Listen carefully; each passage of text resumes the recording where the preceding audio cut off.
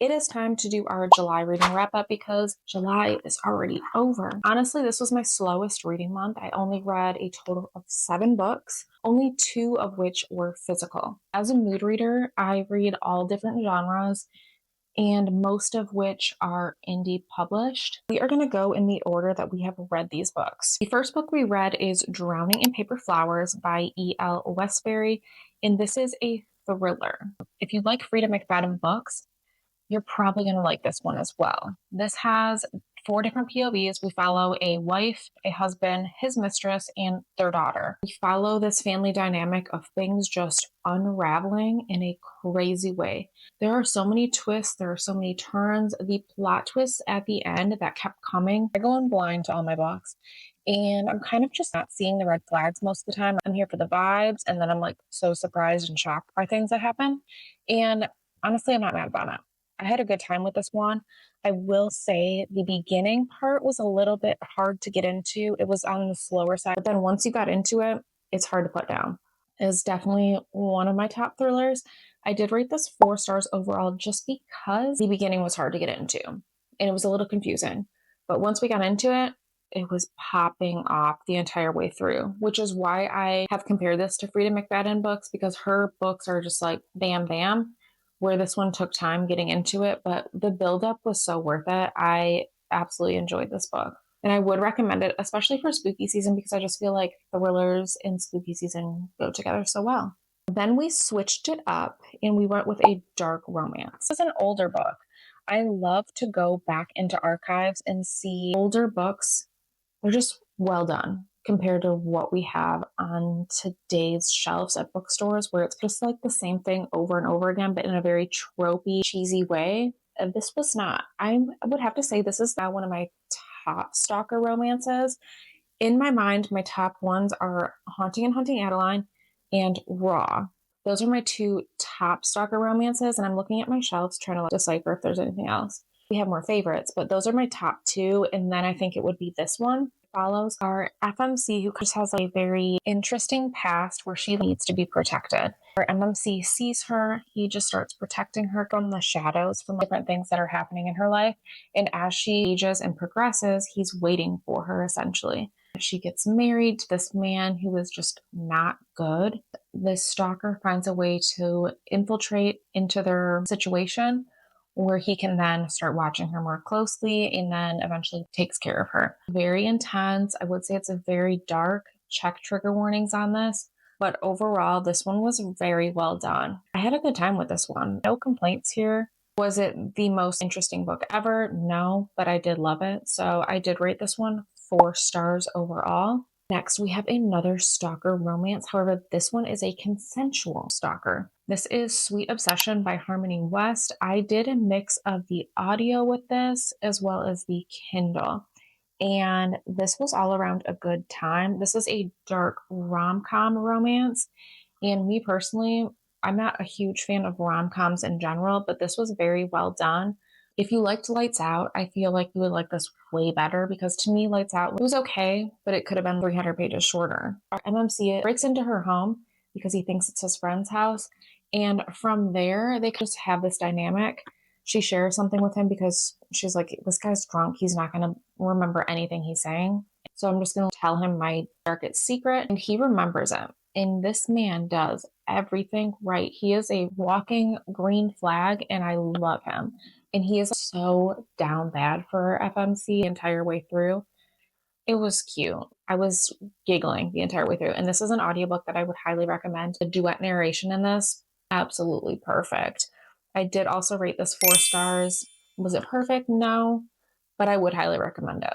And then I read Zone by Tia Lewis. This is more of a contemporary romance with a little bit of secret relationship. Our FMC is a sports podcaster, and she is a very well-versed, very high up in social media. So they both have a online entertainment presence. He's a quarterback in the NFL. They're rivals because she talks crap about him on the internet. He's like, what is up with this girl? There is a secret pregnancy, not with our FMC though, so that was also interesting. The dynamic was very fun in that I love mixed media within books, so their texting scenes were so bantery and fun. The found family was also phenomenal. And then our first physical copy was In Stormy Weather by Chelsea Curto. I am not a rom-com lover. I do love contemporary romance when it has darker themes like grief, addiction, something that will keep my attention. This, however, didn't. We picked this up and I was like, let's read it. It's cute. I struggled to get through half of it and we were already together. The back half, this much, was great because there was storm chasing. And then this, snooze fest. Am I bashing on this author? No. In my opinion, this was a bore. And this is the reason I'm not the hugest fan of contemporary romances because they all read the same. If you've read Catherine Cowell's books, you'd probably like this because it's the same formula of meeting their friend group. They're all in a small town. They can't be together, but they can. They're literally in their 30s. We can be together, guys. What's holding us back? No. I did enjoy the storm chasing. I did enjoy a smart FMC, and I did enjoy the banter and mixed media in this. However, I am just not the target audience when it comes to this. And there was far too much spice to plot ratio. And to me, I am turning into a smut hater because I get bored so easily. If we're already hooking up and doing all the things, why are there more pages? I don't know. That's just my opinion. But this was not for me. This may be for you, but the cover was cute. Rated 3 stars, which is generous. Honestly, I would go into Goodreads and change it to 2, but I don't have the energy to do that. And then the only other physical book that we read is Balance by Lucia Franco, and this cover is so gorgeous. This is a taboo romance with a gymnast and her coach, and there is a huge age gap. Let me say right now, in real life, jail. In this book, it just worked. I low-key hate our MMC because he's mean. He's clearly taking advantage of a young girl, and that is not good. This is not a good situation. And he faults her for their dynamic, their taboo relationship that they're exploring, and he's also engaged. So there is heavy cheating in this book, which I do not condone. But overall, this was a good time. This is a series. This is a 7-book series. Honestly, I could be lying about that, but I know there's many books. Will I get to this in the future? I will eventually continue on with this. So 4 stars, very interesting. Low-key hate him. And then I did read a book that I found on a whim on Goodreads that had 1 review on it. So I'm doing this new series on TikTok and Instagram where I'm reading a book that has little to no ratings on Goodreads from an indie author. I got really lucky. I found this book on Kindle Unlimited. It is called After the High. So I did read it on my Kindle by A Noir. You guys, this is a 5-star banger and probably one of my top 10 of the entire year now. If you like sad girl core vibes and you are not opposed to a non-HEA book, this is for you. We follow our FMC who is grieving her parents, trying to just find her way throughout life again because she's been so down. And you see her friendships grow. You see her falling in love with this guy who is just like green flag city. I did a mini vlog of it on TikTok and I was like, I love this man. I was legit gaslit into loving this man with our FMC. I loved them together. I was like, I'm so happy for her. And then all of a sudden the red flag started showing and I'm like, how do we miss this? How do we get from here to here? And she needed to leave that man desperately. And we saw the foreshadowing in the beginning where he's like, if I turn out like my dad, please leave me, promise me. And she said, I promise. And I highlighted that in my Kindle because I was like, that's suspicious. We saw his mom and dad, and we saw the abuse of how she turned into just a shell of herself. And her FMC was also doing the same. She was making these changes. The MMC was just lying. Oh my gosh. It was a mind F. I didn't see any trigger warnings on this, and I went in completely blind. So trigger warnings are of domestic abuse, of grief, just abuse in general. So be mindful of that because obviously this book is not going to be for everybody. And I totally am aware of that. That's why I'm letting you know. And I put that on Goodreads as well. But this was very beautifully written. And the ending was traumatic.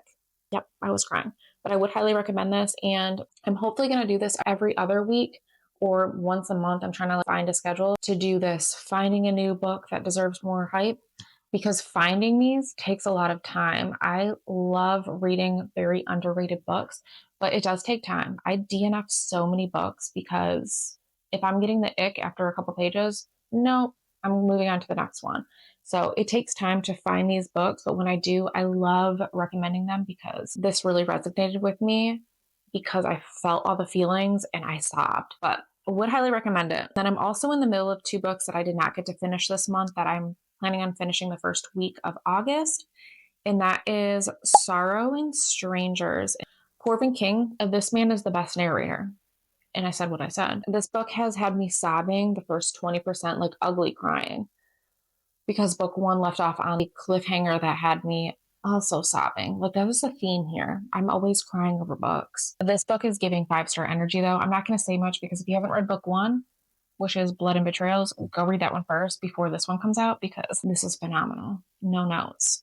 But this is a dark academia fantasy book with all the mythical creatures. If you liked the Zodiac Academy, you're going to love this series.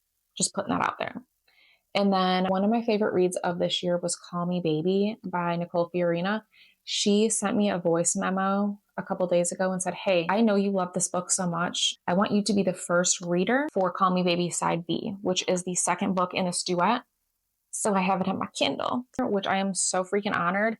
And I'm not ARC reading. She just sent it to me because, hey, thank you for shouting this book out so much and showing it love. And I am not ARC reading anymore either.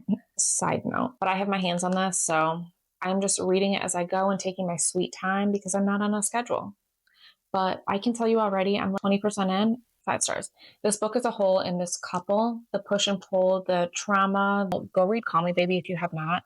It is a chonker, but it is worth every single page. These will be my first 2 books that I finish in August. Those are the 7 books that I read in July. I know this was a very slow reading month, but that just happens sometimes. I DNF'd so many books, and that's to be fair, but I did travel this month. The kids are on summer break. I work a full-time job, so life is just busy. But we are now getting on a schedule because I am enjoying long form content more than short form at this point as a watcher. I do want to get on a schedule, so I have 4 weeks planned out for the month of July. We are doing a realistic reading for an entire week. So what I read in a week as a person with a full-time career, kids, life, yada. We are going to do a TBR takedown video where we read some books that are on our TBR. I want to do a Summerween reading vlog. And then I want to go over all of the books, all of the series that I'm in the middle of, if I'm going to either continue or I am going to just DNF the series as a whole. So those are the 4 books that I do have planned for this month. But if you do want to see anything else, I'm so open to just creating as I go or any ideas. And with fall coming, I want to do so many cute things. We also need to finish decorating the book room a little bit. I have art prints, I have frames on the ground that I need to hang up and just add some cute touches because I have in this entire room that I need to decorate. So I kind of do that with you guys too. Is it too early to start decorating for spooky season though? Just let me know. But if you have any requests of anything you want to see or you want me to read, please let me know because I'm open to any ideas. But that is all for today, and I will see you in the next one. Bye.